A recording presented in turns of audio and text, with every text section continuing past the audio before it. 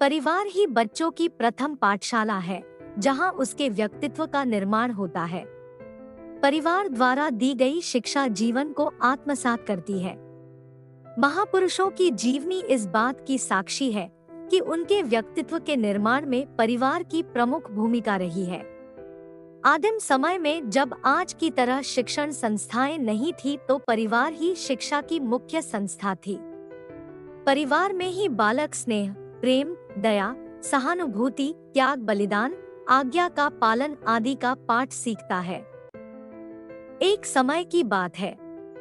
एक छोटे से कस्बे में मगन नाम का आदमी रहता था।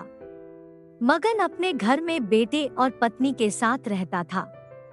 मगन गरीब था, इसलिए वह दिन रात अपने परिवार की जरूरतें पूरी करने में लगा रहता था।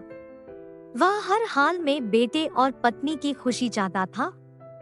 मगन एक छोटी सी कंपनी में काम करता था, जहां उसकी आमदनी घर खर्चे जितनी हो जाती थी। लेकिन फिर भी मगन कंपनी वाला काम खत्म करके दूसरी जगह जाया करता था ताकि कुछ और पैसे कमा सके। काम में व्यस्त होने से वह अपने परिवार को समय नहीं दे पाता था। मगन 24 में से 15 घंटे घर से बाहर काम में निकाल देता था। रात को देर से आता और सुबह जल्दी जाता था। इस तरह कुछ दिन बीतते गए। एक दिन मगन की पत्नी ने उससे कहा कि आप पूरे दिन काम करते हैं और हमें समय नहीं देते हैं। वैसे भी हमारा खर्चा आराम से निकल जाता है, तो आप इतनी मेहनत क्यों करते हो? हमारे पास जितना है उसी में हमें खुश रहना चाहिए। चलिए आज हम तीनों कहीं घूमने चलते हैं। तब मगन कहता है कि बस कुछ समय मुझे और मेहनत करने दो, फिर आराम ही आराम है।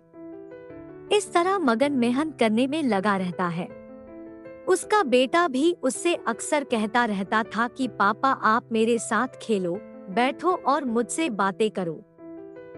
लेकिन मगन हमेशा काम के लिए कहकर कभी उसे समय नहीं दे पाता था। कुछ समय और बीता। अब मगन की किस्मत चमकी। मगन की नौकरी जिस कंपनी में थी, अब उसका मालिक मगन को मैनेजर बना देता है। क्योंकि मगन काफी समय से वहां काम करता था और अब वह मालिक का विश्वास पात्र बन गया था। मैनेजर बनने के बाद मगन बहुत अमीर हो गया। उसकी आमदनी अच्छी खासी थी। अब वह कुछ भी खरीद सकता था। उसकी गिनती धनी लोगों में होने लगी। पत्नी और बेटा बस एक बार कोई चीज मांग लेते तो वह तुरंत हाजिर कर देता था। एक दिन बेटा और पत्नी दोनों मगन से बहुत ज्यादा जिद करते हैं कि वे तीनों समुद्र के किनारे घूमने चले।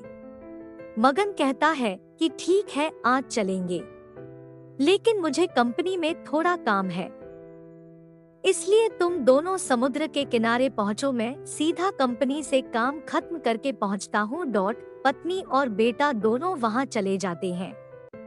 तभी समुद्र में बहुत बड़ी सुनामी आ जाती है और आसपास के लोगों को भी बहा ले जाती है। पत्नी और बेटा दोनों पानी में बह गए।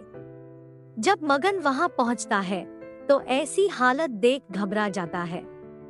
उसने हर जगह देखा, लेकिन सब कुछ नष्ट हो चुका था। उसे यकीन हो गया कि उसकी पत्नी और बेटा भी बह गए।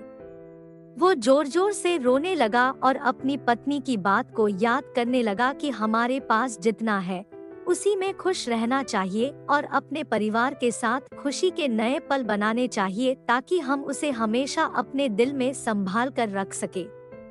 पैसों का क्या है, कभी होंगे तो कभी नहीं होंगे।